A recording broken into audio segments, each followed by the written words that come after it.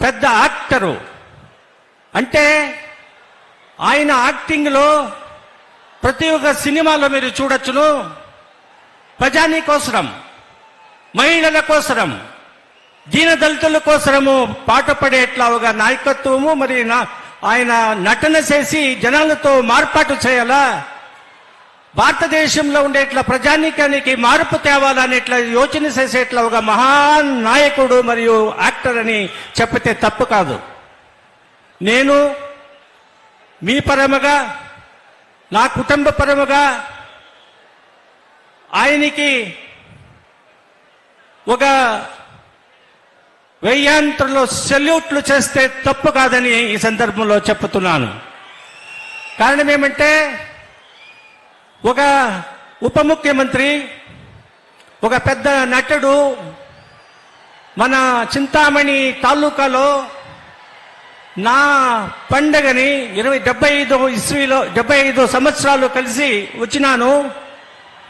దానికి పుట్టిన పండగ చేసేట్లా మన నవీన్ కృష్ణ గారు మరియు మన డెవలపర్ అయ్యేట్లా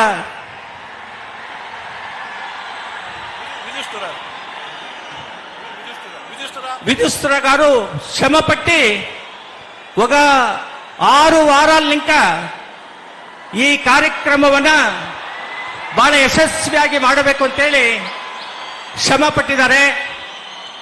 ನಾನು ನನ್ನ ಹೃದಯಪೂರ್ವಕವಾಗಿ ನಾನು ನಿಮ್ಮೆಲ್ಲರಿಗೂ ಕೂಡ ಬಿಸಿಲನ್ನು ತಟ್ಟುಕೊಂಡು ನೀವೆಲ್ಲರೂ ಕೂಡ ಇಲ್ಲಿ ಸೇರಿದ್ದೀರಿ, ನನಗೆಲ್ಲ ನಿಮ್ಮ ಆಶೀರ್ವಾದ ಮಾಡಿದ್ದೀರಿ. ನನಗೆ ಸೋಮಣ್ಣನವರು ಭಾಷಣ ಮಾಡಿ ಭಾರತ ಸರ್ಕಾರದ ಮಂತ್ರಿ ಅವರು ನಮ್ಮನ್ನ ಉದ್ದೇಶಿಸಿ ಮಾತಾಡಿ ನಿರ್ಗಮಿಸಿದ್ದಾರೆ.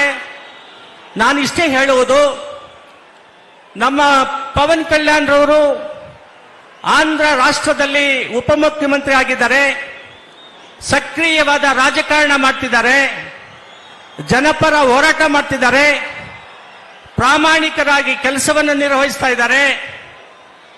ನಮ್ಮ 3 ಜಿಲ್ಲೆ ಅಥವಾ 4 ಜಿಲ್ಲೆ ಏನಿದೆ, ಕುಡಿಯುವ ನೀರಿಗೆ ಆತಂಕ ಇದೆ. ಕುಡಿಯುವ ನೀರಿಗೆ ಆತಂಕ ಇರುವುದರಿಂದ ಕೃಷ್ಣಾ ನದಿಯಿಂದ ನಮ್ಮ ಪವನ್ ಕಲ್ಯಾಣ್ ರವರು ಮುಖ್ಯಮಂತ್ರಿಗಳನ್ನ ರಿಕ್ವೆಸ್ಟ್ ಮನವಿ ಮಾಡಿ ನಮ್ಮ ಜನರಿಗೆ ಕುಡಿಯುವ ನೀರನ್ನು ಕೊಡಿಸ್ತಕ್ಕಂಥ ಆಶಾಭಾವನೆಯನ್ನು ನಾವು ಇಟ್ಕೊಂಡಿದ್ದೀವಿ.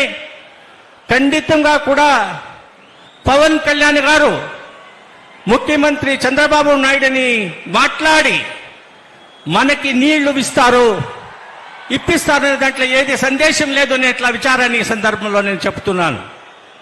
బంధువులారా, నేను న్యాయమూర్తిగా 20 ఏళ్ల కాలము న్యాయదానాన్ని మహిళలకు, కార్మికులకు, రైతులకు, కృషి కార్మికులకందరికీ కూడా న్యాయము ఇచ్చినాను.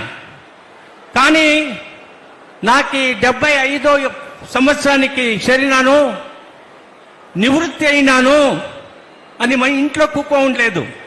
మీకోసరం, ನಿಮಗೋಸ್ಕರ, ಯುವಕರಿಗೋಸ್ಕರ, ಮಹಿಳೆಯರಿಗೋಸ್ಕರ ರಾತ್ರಿ ಹಗಲು ದುಡಿದು ನಿಮಗೆ ನ್ಯಾಯ ಕೊಡಿಸ್ತಕ್ಕಂತಹ ಕೆಲಸವನ್ನ ನಾನು ಸತತವಾಗಿ ಮಾಡ್ತೀನಿ ಅಂತೇಳಿ ಈ ಸಮಾರಂಭದಲ್ಲಿ ನಿಮ್ಮೆಲ್ಲರಿಗೂ ಕೂಡ ಪವನ್ ಕಲ್ಯಾಣ್ ಸಮಕ್ಷಮದಲ್ಲಿ ಆಶ್ವಾಸನೆಯನ್ನು ನೀಡ್ತಿದ್ದೇನೆ. ನೀವು ನನ್ನ ಜನ, ನೀವು ನನ್ನ ಹೃದಯದಲ್ಲಿದ್ದೀರಿ. ನಿಮ್ಮ ಬಡತನ, ನಿಮ್ಮ ಉದ್ಯೋಗ ನಿರುದ್ಯೋಗ, ನಿಮಗೆ ಆರ್ಥಿಕ ನ್ಯಾಯ ಸಿಕ್ಕಿಲ್ಲ, ಸಾಮಾಜಿಕ ನ್ಯಾಯ ಸಿಕ್ಕಿಲ್ಲ, ನಿಮ್ಮ ಮಕ್ಕಳು ವಿದ್ಯಾಭ್ಯಾಸ ಸಿಕ್ಕಿಲ್ಲ, ನಿಮಗೆ ಆರೋಗ್ಯ ಭಾಗ್ಯ ಇಲ್ಲ, ನಿಮಗೆ ರಸ್ತೆ ಇಲ್ಲ, ವಿದ್ಯುತ್ ಶಕ್ತಿ ಇಲ್ಲ, ರೈತರು ಬೆಳೀತಕ್ಕಂಥ ಬೆಲೆಗೆ ಮಾರ್ಕೆಟ್ನಲ್ಲಿ ರೇಟ್ ಇಲ್ಲ, ಇದೆಲ್ಲವೂ ಕೂಡ ನಿಮಗೆ ಸಿಗಬೇಕು ಅಂತ ಹೇಳಿ ಹೋರಾಟದ ಮುಖಾಂತರ ನೀವೆಲ್ಲರೂ ಸೇರಿ ನಿಮಗೋಸ್ಕರ 24x7 ರಾತ್ರಿ ಹಗಲು ದುಡಿಮೆ ಮಾಡ್ತೀನಿ ಅಂತಕ್ಕಂಥ ಆಶ್ವಾಸನೆಯನ್ನು ಈ ಸಂದರ್ಭದಲ್ಲಿ ಹೇಳ್ತಿದ್ದೀನಿ. ಮೊನ್ನೆ ಗುರುವಾರ ಜಲಾಗ್ರಹ ಸಮ್ಮೇಳನ 4 ಜಿಲ್ಲೆಗಳಿಂದ ರೈತ ಕೃಷಿ ಕಾರ್ಮಿಕರ ನಾಯಕರುಗಳೆಲ್ಲರೂ ಕೂಡ ಸೇರಿದ್ರು. ಆ ಸಮಾರಂಭದಲ್ಲಿ ನಾನು ಆಶ್ವಾಸನೆ ನೀಡಿದ್ದೀನಿ. ಜನರ ಆಸೆ ಇದೆ. ಜನರ ಆಸೆ ಏನಪ್ಪ ಅಂತ ಹೇಳಿದ್ರೆ ನೀರು ಕೊಡಬೇಕು ಅಂತಕ್ಕಂಥದ್ದನ್ನ ಬೇಡಿಕೆ ಮಾಡಿದಾಗ ಅವರಿಗೆ ಆಶ್ವಾಸನೆ ನೀಡಿದ್ದೀನಿ. ಅದಕ್ಕೆ ಇವತ್ತು ಸೋಮಣ್ಣನವ್ರಿಗೂ ಮನವಿ ಮಾಡಿದ್ದೀವಿ, ಪವನ್ ಕಲ್ಯಾಣ್ ಅವರು ಕೂಡ ಮನವಿ ಮಾಡ್ತಾ ಇದ್ದೀವಿ. ಅವರದನ್ನ ಅಭ್ಯಾಸ ಮಾಡಿ ನಿಮ್ಮೆಲ್ಲರಿಗೂ ಆ ಕುಡಿಯುವ ನೀರನ್ನು ಕೊಡಿಸ್ತಕ್ಕಂಥ ಕೆಲಸವನ್ನ ಅವರು ಮಾಡ್ತಾರೆ ಅಂತಕ್ಕಂಥ ಅಚಲವಾದ ನಂಬಿಕೆಯನ್ನು ಇಟ್ಕೊಂಡು ನಾನು ಹೆಚ್ಚಿಗೆ ಮಾತಾಡಿದೆ. ನಿಮ್ಮೆಲ್ಲರಿಗೂ ಎಷ್ಟು ನಮಸ್ಕಾರಗಳು, ಸಲ್ಯೂಟ್ಸ್ ಹಾಕಿದ್ರು ಕೂಡ ಏನು ಅದು ನನಗೆ ನೆಮ್ಮದಿ ತರಲ್ಲ. ಬಿಸಿಲಿನಲ್ಲಿ ನಿಂತುಕೊಂಡು ಈ ಸಮಾರಂಭದ ನಮ್ಮಂತವರ ಭಾಷಣಗಳನ್ನ ಕೇಳ್ತಾ ಇದ್ದೀರಿ ಅಂತ ಹೇಳಿದ್ರೆ ನಿಮ್ಮ ತಾಳ್ಮೆಗೆ ನಮ್ಮ ಲಾಲ್ ಸಲಾಂ, ನಿಮ್ಮ ತಾಳ್ಮೆಗೆ ನನ್ನ ಲಾಲ್ ಸಲಾಂ. ಆದ್ರಿಂದ ನೀವು ಪವನ್ ಕಲ್ಯಾಣ್ ಅವರು ಮಾತಾಡೋರಿದ್ದಾರೆ, ಸಾವಧಾನವಾಗಿ ಕೇಳಬೇಕು, ಆಮೇಲೆ ನೀವೆಲ್ಲರೂ ಕೂಡ ನಿರ್ಗಮಿಸಬೇಕು. ನಿಮ್ಮೆಲ್ಲರಿಗೆ ಮತ್ತೊಮ್ಮೆ ನಾನು ವಂದಿಸಿ ನಿಮ್ಮ ಪರ ನಾನಿದ್ದೀನಿ, ನೀವು ನನ್ನ ಹೃದಯದಲ್ಲಿ ಇದ್ದೀರಿ.